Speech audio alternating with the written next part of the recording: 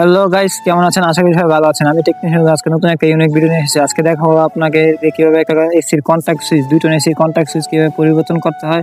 সম্পূর্ণ ভিডিও দেখতে হলে আমাদের পাশে থাকতে হবে। আর অবশ্যই আমার ভিডিওতে কেউ নতুন হয়ে থাকলে একটা লাইক, একটা কমেন্ট, একটা শেয়ার, একটা সাবস্ক্রাইব করে আমাদের পাশে থাকবেন। আর সম্পূর্ণ ভিডিও দেখার জন্য আমরা প্রস্তুত হন। হ্যাঁ, আমরা পুরো ভিডিও নিয়ে এসে কিভাবে আমরা ইনস্টল করবো নতুন একটা contact switch, magnetic contact switch কিভাবে আমরা পরিবর্তন করবো, পুরো ভিডিও আমরা নিয়ে এসেছি আপনার মাঝে আজকে দেখাবো।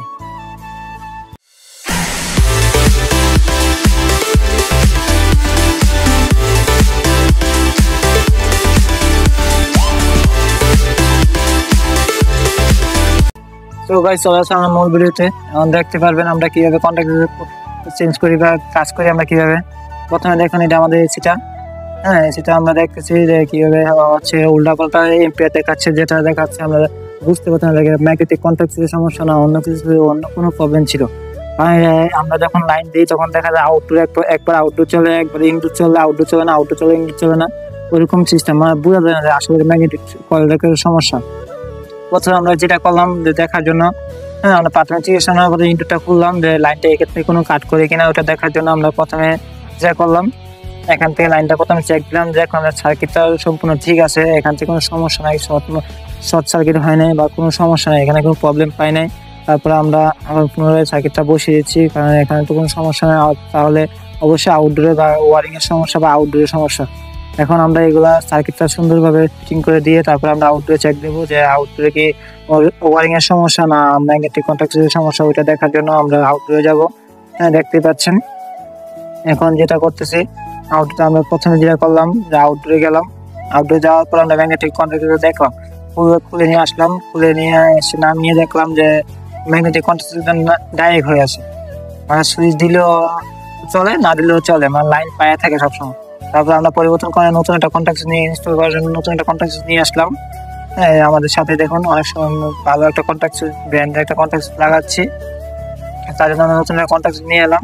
দেখুন, তারপর এটা আপডেট করি এটা ঠিক আছে কিনা, যেহেতু নতুন এখন প্যাকেট আমরা নতুন প্যাকেট এখন খুলছি, তার জন্য আমরা এটা চেক করে নিলাম, ওইটা চেক করলাম, দেখলাম যে ওইটা ঠিক আছে, এইটা ঠিক আছে, নতুনটা ঠিক আছে, পুরানটা ডাইরেক্ট হয়ে আছে। হ্যাঁ, তারপর আমরা এটা কি করবো, আমরা এটা ইনস্টল করবো। ইনস্টল করার জন্য আমাদের কি করতে হবে, দেখলাম যে ওইটা পিনগুলো একটু সমস্যা আছে, যে পিনগুলো আছে এগুলো একটু ক্লিপগুলো পরিবর্তন করতে হবে, কারণ ওইটার মডেল আর এটা আমাদের এক না, তার জন্য আমরা ওই ক্লিপগুলো পরিবর্তন করে নেব। হ্যাঁ, তার জন্য আমরা কি করলাম, পিনগুলো কেটে নতুন আরেকটা পিন ইনস্টল করে দেবো। করার জন্য আমরা নতুন একটা পিন নিয়ে নিলাম, নতুন দুইটা পিন নিলাম, যে দুইটা করবো। আর সবাই তো জানেন ম্যাগনেট কন্ট্যাক্টের ওয়ারিং। তারপরে আমরা কি করলাম, ক্লিপগুলো চেঞ্জ করার জন্য আমরা নতুন একটা দুইটা ক্লিপ নিলাম, এগুলো চেঞ্জ করে। আর আমরা সবাই জানেন ম্যাগনেটিক কন্ট্যাক্টের ওয়ারিংটা কিভাবে করতে হয়। আমরা ডাইরেক্ট উপরটা যে ফেজটা যে কমন, এটা তো কমন, আমরা রেখে দেবো ফেজ দুইটা, একটা কম্প্রেসারের একটা মেইন ফেজ রেখে দেবো। রাখানোর পর আমরা পুরো ওয়ারিংটা দেখাবো। প্রথমে আমরা ক্লিপগুলো ভালোভাবে লাগিয়ে নিচ্ছি, লাগানোর পরে আমাদের ক্লিপগুলো লাগানো শেষ। এখন কন্ট্যাক্টের ওয়ারিংটা করবো। এখন প্রথমে আমরা যেটা করতেছি, দুই সাইডে যে ম্যাগনেটিক কন্ট্যাক্ট যাওয়ার জন্য একটা ফেজ একটা নিউট্রাল লাগে, আমরা সবাই জানি ম্যাগনেটিক কন্ট্যাক্ট যাওয়ার জন্য একটা ফেজ একটা নিউট্রাল লাগে। প্রথমে আমরা ফেজটা নিউট্রাল লাগিয়ে নিলাম, তারপরে আমরা কমন লাইনটা দিয়ে দেবো। একটা কম্প্রেসার, এক সাইডে কম্প্রেসার T1 কম্প্রেসার আর L1 হ্যাঁ, তা আমরা L1 দিয়ে দেবো লাইন, আর T1 দেবো কম্প্রেসার লাইন দিয়ে আমরা সুন্দরভাবে এটা ফিটিং করে দেবো। ফিটিং করার পর অবশ্যই দেখবো এটা চলে কিনা। ফিটিং করা আমাদের অলমোস্ট শেষ। এখন আমরা দেখবো চালিয়ে যে এটা ঠিক আছে কিনা, যদি ঠিক থাকে তাহলে আমরা দেখতেই পাচ্ছেন। এখন দেখবো আমরা আগের মতো সমস্যা করে কিনা, না ঠিক আছে।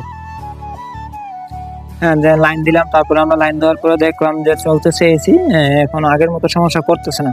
আগে যেটা করতো, ব্যাকারটা দিলে কম্পিউটার চালু হতো না, তো আউটডোর ইনডোর চলতো, কিন্তু আউটডোর চলতো না, আউটডোর ফ্যান চলতো কিন্তু কম্পিউটার চলতো না, বা ডাইরেক্ট চালু হতো। এখন দেখলাম লাইন দেওয়ার পরে দেখলাম যে হ্যাঁ ঠিক আছে, ঠান্ডা আইতেছে, বাতাস আইতেছে, এম্পিয়ারও প্রায় ধরতেছে, এম্পিয়ারও ঠিক আছে। তার জন্য আমরা কি করলাম, এখন আমরা এখানে কমপ্লিট করে তারপর আমরা চলে আসলাম আউটডোরে। আউটডোরটা তো সবগুলো খোলা আছে, ওইটাতে চেক করবো আউটডোরে এম্পিয়ার ঠিক আছে কিনা। এম্পিয়ার ঠিক দেখার পর দেখতে পাচ্ছেন এম্পিয়ার গুলো ঠিক দেখাচ্ছে। তারপর আমরা দেখবো সাকশন লাইনে গ্যাস ঠিক আছে, সাকশন লাইন ধরে দেখবো সাকশন গামাচ্ছে। দেখতে পাচ্ছি সাকশন ডিক্সার দুটাই গামাচ্ছে, তাহলে মানে গ্যাস একুরেট আছে, এটাই সমস্যা ছিল। এসি রানিং করে দিলাম, এখন চলতেছে। চলার পরে আমরা ফিটিং করে তারপর আমরা আবার পুনরায় ফিটিং করে। সবাই কাজ করার সময় সুন্দরভাবে একুরেটভাবে কাজ করার চেষ্টা করবেন। সো গাইস, আজকে ভিডিও এই পর্যন্ত। অবশ্যই পরবর্তী ভিডিও আমার একটা কমেন্ট, একটা লাইক, একটা শেয়ার আর একটা সাবস্ক্রাইব করে আমাদের পাশে থাকবেন নতুন নতুন ভিডিও আপডেট আসার জন্য। অবশ্যই সবাই দোয়া করবেন আমাদের জন্য। হ্যাঁ, দেখতে পাচ্ছেন আমরা অনেক সুন্দর একুরেটভাবে কাজটা করে দিলাম, কাস্টমার অনেক খুশি হয়েছে। সবাইকে পাশে থাকার জন্য সবাইকে ধন্যবাদ।